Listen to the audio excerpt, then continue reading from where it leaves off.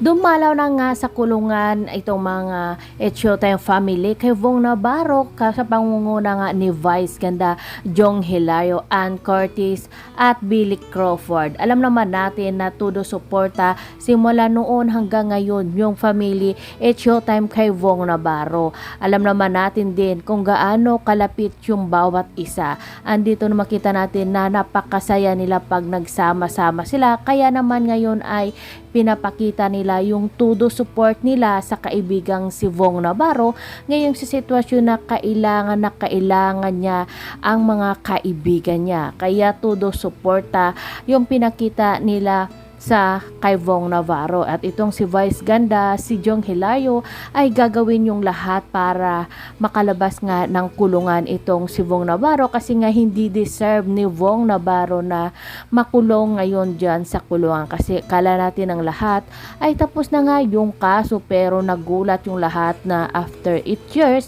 ay lumabas bigla-bigla na lang yung warrant of arrest dito nga kay Vong Navarro tungkol nga dito sa kasong rape. At yung pinakamasakit pa talaga at nakakagulat ay walang piyansa yung ikalawang kaso na ibinigay kay Vong Navarro. At dito ay nakakapagtataka. Balikan natin yung mga nakaraan na in-interview nga itong si Vong Navarro taong 2014 kung saan nga ay sinabi niya na binayaran daw niya itong si Denise Cornejo. Nanghihingi lang pala ng malaking pera para sa ikatahimik ni Denise Cornejo kasi nga ayon nga sa mga usap-usapan ay pera-pera lang ang habol nila dito kay Vong Navarro. Alam naman natin na itong si Vong ay malaki na rin yung kita kasi nga matagal na siya sa industriya at napakinggan din natin noon sa interview ni Abunda na umiiyak at nanginginig nga sa takot itong si Vong.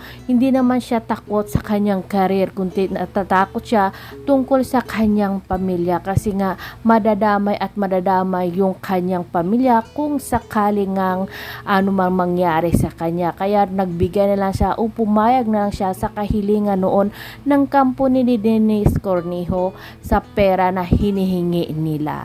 At dito makikita din natin na todo support nga itong asawa ni Vong Navarro kahit noon daw ay galit na galit siya, pero natuto siyang patawarin itong si Vong kasi nga mahal na mahal niya yung tao.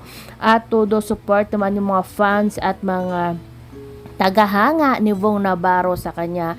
Maraming nananalangin sa kanya na sana ay lumabas din yung katotohanan at makalabas nga itong si Vong Navarro kasi walang mananiniwala na kayang gawin ni Vong Navarro to.